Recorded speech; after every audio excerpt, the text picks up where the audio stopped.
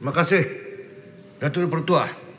Mendengar titah ucapan Seri Paduka Baginda di Pertuan Agong semasa peresmian Dewan Rakyat baru-baru ini, banyak isu yang telah disentuh. Antaranya bagaimana isu memulihkan ekonomi, memerangi serangan COVID-19, melebarkan akses jalur libar, Perjanjian Malaysia MA 63, rumah mampu milik, sekolah daib, isu kemiskinan, peningkatan pengangguran dan sebagainya. Saya ingin menyentuh beberapa perkara, Datuk Pertua, iaitu berhubung dengan Perjanjian Malaysia 63 di antara 4S, wilayah Semenanjung, wilayah Singapura, wilayah Sarawak dan Sabah. Dan akhirnya tinggal 3 wilayah, Semenanjung, Sabah dan Sarawak. Dan melalui perjanjian itu sudah tentu banyak perkara-perkara yang telah diberi penekanan. Antaranya Kerajaan Persekutuan akan membangun negeri Sabah dan Sarawak. Tetapi saya fokus kepada pembangunan di Sabah. Baru-baru ini kita telah menyambut Hari Malaysia yang ke-58 tahun, Datuk Pertua. Malangnya di Sabah semasa menyambut Hari Malaysia ini, banyak daerah tenggelam. Sampai hari ini hujan lebat masih melanda di sekitar kota Kinabalu. Dan banyak jalan telah terputus, Datuk Pertua, tidak boleh dilalui. Jambatan runtuh. Air bersih tidak boleh dibekalkan, elektrik putus. Apa ini? Dengarlah. Kerajaan negeri gagal. Justru itu saya minta Kerajaan Persekutuan tunaikan janji kita. Bangun bersama-sama negeri Sabah dengan Yang Berhormat siapa negeri-negeri yang timbalan lain. Ketua Menteri Sabah ni? Tolong jangan ganggulah. Jangan ganggu. Kalau tak sedap dengar, tutup telinga. Ya. Nanti saya belasa. Oleh kerana itu, Pertua, saya minta Kerajaan Persekutuan, Menteri Kewangan, bantu kami selesai masalah Kementerian Air. Bantu masalah sebab banjir ini berlaku apabila parit tersumbat, perperitan tersumbat berpuluh-puluh tahun, maka akan berlaku banjir sebab hujan tidak berhenti. Demikian juga dengan soal-soal naik taraf sekolah daib. Dulu waktu Barisan Nasional kita janji 1 bilion. BN kalah, PH naik, kosong. Satu lagi yang saya pelik untuk Pertua, saya beritahu ialah waktu Kerajaan Barisan Nasional janji untuk memanjangkan lapangan terbang Sandakan.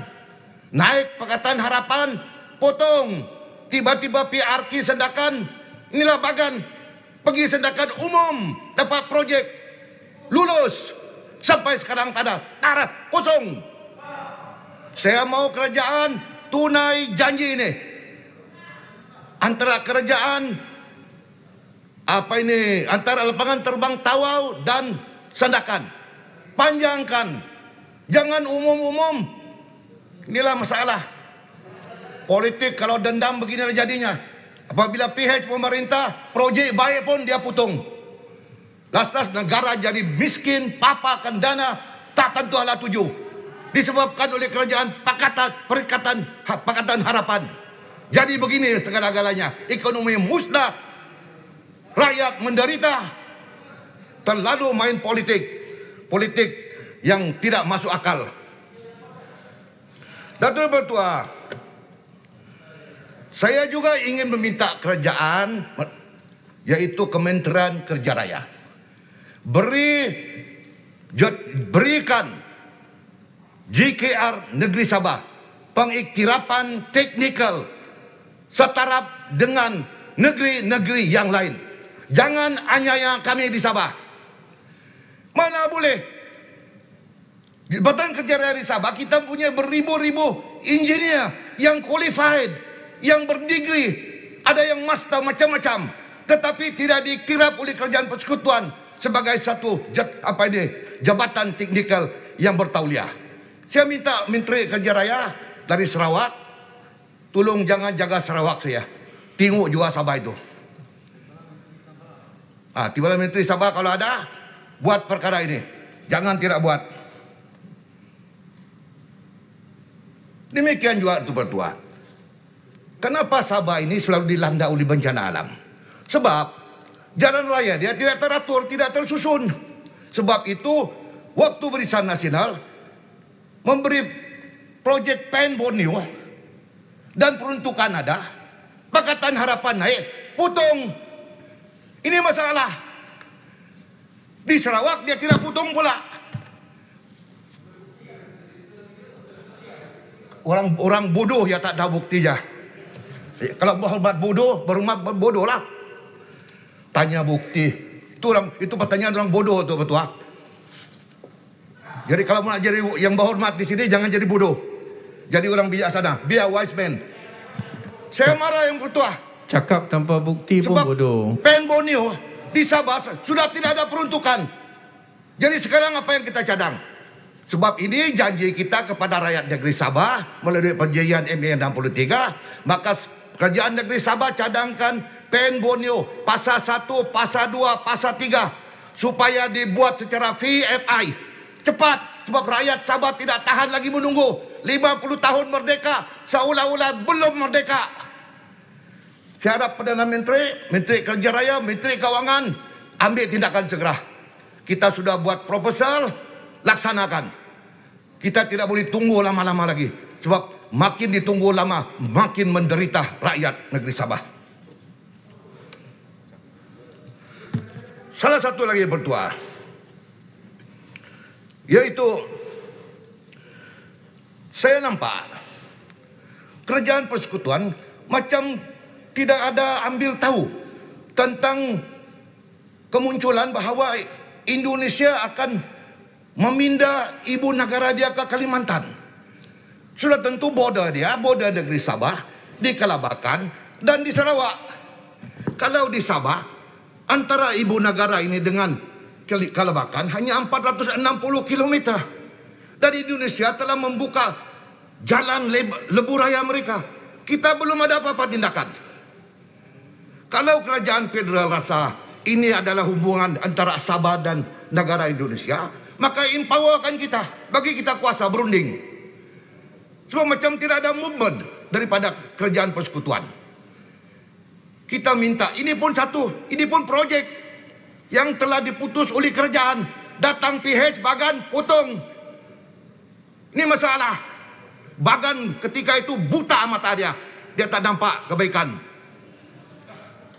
Semua projek kebaikan pun dia potong. Dendam kesumat dalam jiwa dia. Hai, sakit hati saya. Mau bukti lagi? 50 tahun bawah BN. Berapa tahun sangatlah bawah PH. Ini lagi. Janganlah merapu. Jadi kami mau peruntukan untuk CIQ dan untuk jalan menuju ke Indonesia ini dapat disegerakan. Sebab kita tidak mau pendatang berduyun-duyun datang tanpa ada hala tuju dia. Saya mintalah supaya dapat dilaksanakan. Dan boleh tambah sikit betul bahasa.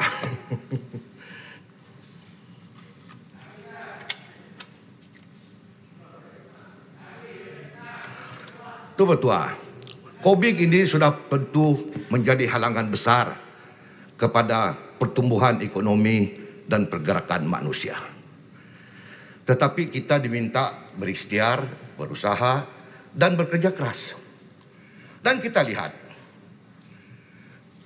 beberapa negara Eropah, Australia dan sebagainya mengisytiharkan Oktober ini mereka membuka seluruh border mereka kepada seluruh rakyat di dunia ini tanpa kuarantin. Jadi saya ingin bertanya dengan kerajaan Malaysia, apakah kita akan terus berkurung seperti katak di bawah tempurung, ataupun kita juga akan mengikuti langkah-langkah negara yang mengisytiharkan bahawa kena membuka border mereka untuk memastikan ekonomi negara ini meningkat. Kalau tidak dibuka, ekonomi kita teruk, rakyat banyak menderita. Yang ada kerja sudah hilang pekerjaan. Sebab itu pengangguran meningkat. Peluang pekerjaan tidak ada. Macam mana ada peluang pekerjaan? Semua tidak boleh. Kita terlampau ketakutan dengan serangan COVID ini. Sebetulnya kita kena berikhtiar dan SOP kena keras sikit. Tidak perlulah kita kunci diri kita dalam satu sangkar yang boleh memisahkan kita daripada hubungan dengan dunia-dunia luar. Ya.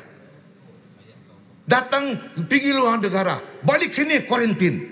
Mana orang mau datang? Mana penjaga mau datang? Menteri Kesihatan, Menteri yang jaga vaksin ke apakah? Tengok perkara ini secara bijaksana, secara rasional. Negara kita ini sudah hampir pupus, hampir musnah. Ekonomi dia, orang kampung kesian. Mana tahan kerajaan negeri pun bankrupt. Hari-hari bagi bakul makanan bankrupt. Ini di negara lain tak ada bantuan bakul makanan. Di Malaysia sia ni. Mengeluh PH ke BN? You're complaining about which government now? Tunggu, Saudara Berhormat berucaplah. Kita berucap ini. Itulah apa yang berlaku di bawah. Soalan ni tak, saya ingat spesies terakhir lah. Kalah lah kau pilihan raya. Yang Hormat seminit ya. Ya, itu betul. Saya mintalah supaya kerajaan melihat beberapa perkara ini, usahakan, vaksinkan semua rakyat Malaysia. Sama ada yang warga negara kah, bukan warga negara. Lepas tu kita buka lah border kita. Kita buka lah penjagaan kita. Buka lah ekonomi kita. Supaya pelabur-pelabur dari luar datang untuk melabur ke negara kita. Akhir sekali itu Pertua. Beberapa perkara saya nyatakan. Saya minta kerajaan ambil tindakan segera. Bantu kami menangani masalah-masalah di Sabah. Dan bantu kami juga untuk memastikan bahawa semangat perjanjian MA 63 dapat dipenuhi dengan saksama. Terima kasih, Datuk Pertua. Terima kasih.